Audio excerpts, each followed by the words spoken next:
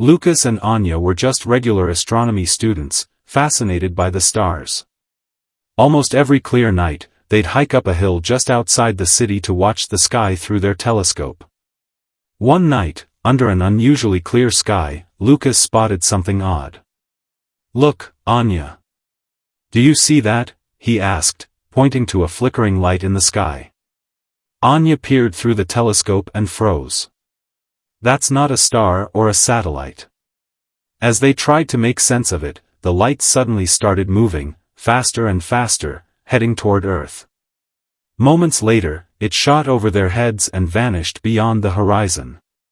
"We need to find out what that was," Lucas said, excitement buzzing in his voice.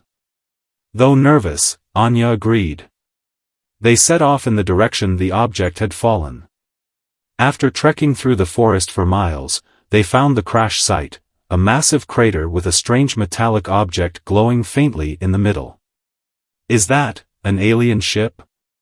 Anya whispered, staring wide-eyed. "It looks like it," Lucas said, inching closer. "But what do we do now?" A faint groaning sound suddenly came from the wreckage. They cautiously approached and saw a creature, unlike anything they'd ever imagined. Its bluish-green skin shimmered faintly, and its glowing eyes looked at them pleadingly through a crack in the hull. "We have to help it," Lucas said. Anya hesitated but knew they couldn't just leave it there.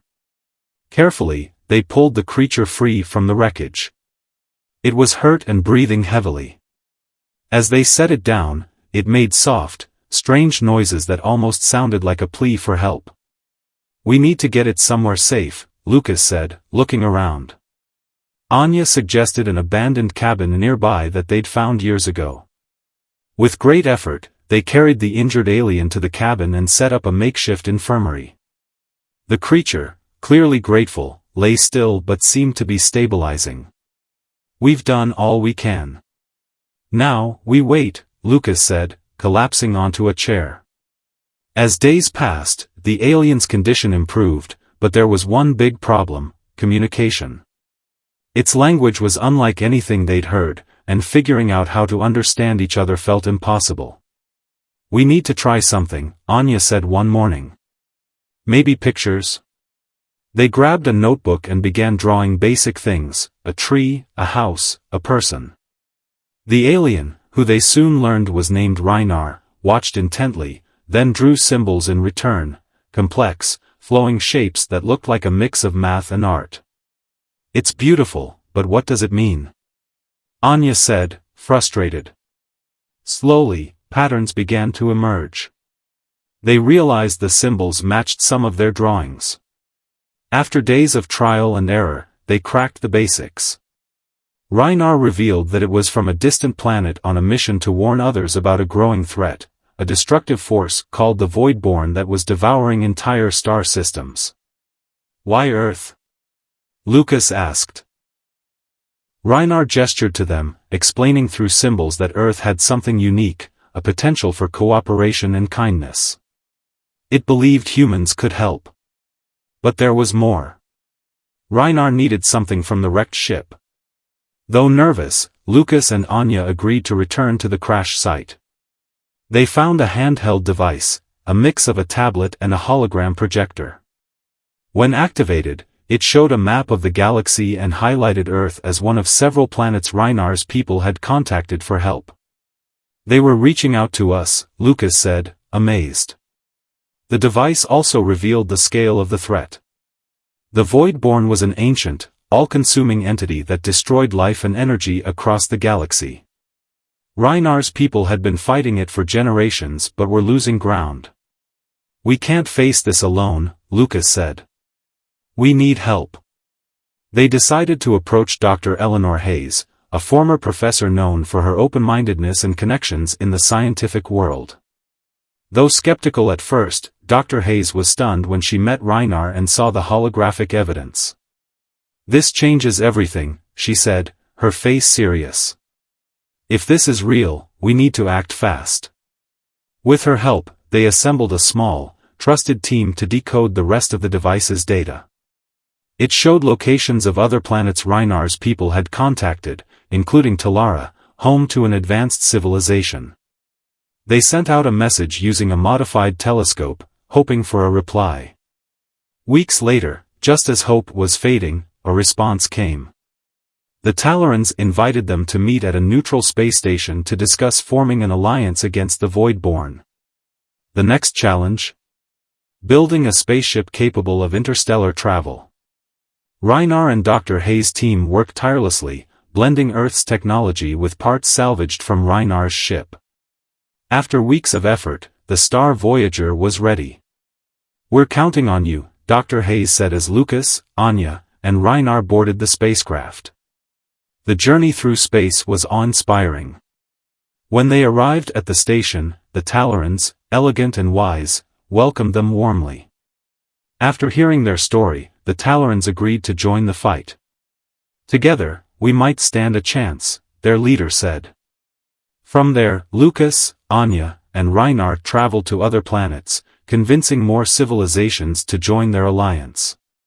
Each world brought unique strengths: Nixera's bioengineers, Zender's warriors, and Eloria's psychic advisors.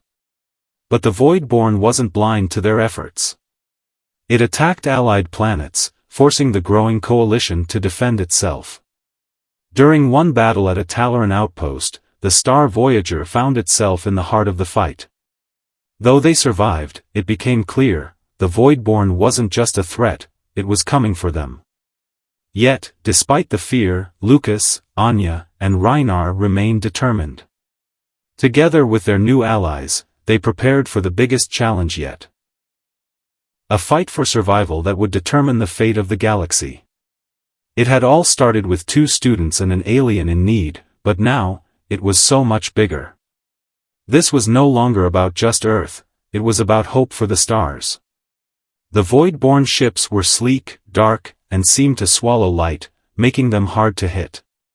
Lucas and Anya, along with Reinar and their Tallaran allies, fought with everything they had, but it was clear they were outmatched. "We need to regroup and find a weak spot," Anya shouted over the chaos of the battle.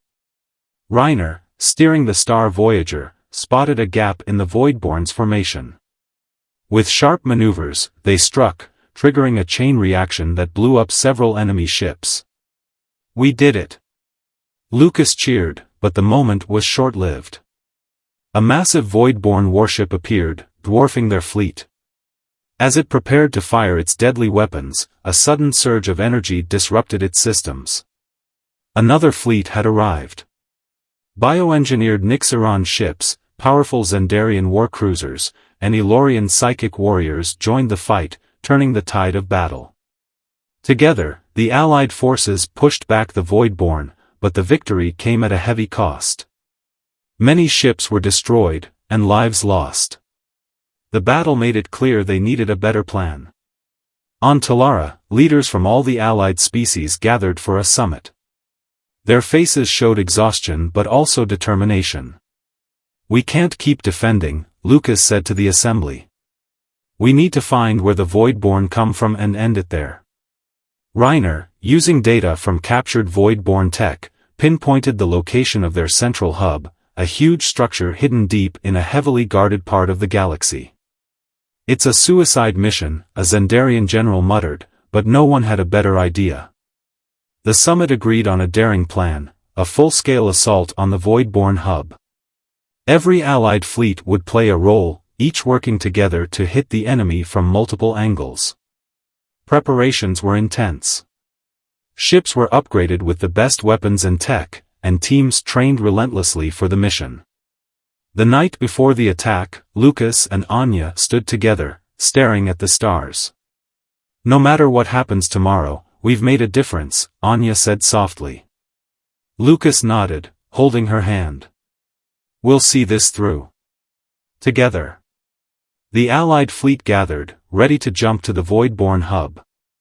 For the first time, they weren't just a mix of different species, they were a true team, united by one goal, to save their worlds. When they emerged from hyperspace, they were met with the sight of the Voidborn hub. It was massive and pulsing with dark energy, surrounded by an endless swarm of ships. "This is it," Lucas said firmly. "Everyone, stay focused. We've got this. The plan was set. The Nixorans and Elorians launched a frontal attack, drawing the enemy's attention, while the Xandarians and Trinari flanked the Voidborn's defenses. Meanwhile, Lucas, Anya, and Reiner led a team to infiltrate the hub and disable its core. The battle was fiercer than anything they'd seen before. Nixoran ships fired bursts of energy, and Elorian warriors unleashed powerful psychic attacks. The Voidborn fought back with dark beams that seemed to drain life itself. Under cover of the chaos, the Star Voyager slipped through enemy lines. Reiner's sharp piloting kept them hidden, but as they neared the hub, swarms of small Voidborn drones attacked. Lucas manned the weapons, blasting the drones while Anya worked to keep their shields up. "We can't keep this up," Lucas warned. "Find us a way in." Reiner spotted an unguarded port. With a risky move, they docked the Star Voyager. The team suited up and entered the hub. Inside, the walls seemed alive, pulsating with energy, and strange symbols covered every surface. "Stay close," Lucas whispered. "We find the core and shut it down." They moved deeper into the structure, dodging turrets and drones. Their teamwork got them through every challenge until they reached the core chamber. In the center was a huge, glowing orb of dark energy, surrounded by machinery. "This is it," Anya said, studying the setup. "But it's heavily guarded." Reiner stepped up, activating a holographic interface to hack the system. Meanwhile, the others fought off waves of drones trying to stop them. "We're running out of time," Lucas yelled, shooting down another drone. Suddenly, Reiner succeeded. The core's defenses started to fail, and the glowing orb dimmed. "We did it!"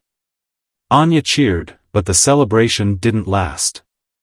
The core sent out a final surge of energy, knocking them back and destabilizing the entire structure. "We need to go, now," Lucas shouted, helping Anya up. The team raced back to their ship as the hub began to collapse. Reiner piloted them out just in time, and the hub exploded behind them, sending a massive shockwave through space. The Allied fleet saw the explosion and pushed harder. Without their hub, the Voidborn lost their coordination, and one by one, their ships were destroyed. After hours of fighting, the last Voidborn ship fell. Cheers erupted across the fleet. "We did it," Lucas said, slumping into his chair, exhausted but relieved. Anya smiled, tears in her eyes. "We really did." Reiner, though drained, looked deeply grateful. They had done what no one thought possible. The Voidborn were gone, and the galaxy was safe. At least for now. What is your thoughts on video? Like, comment and subscribe the channel.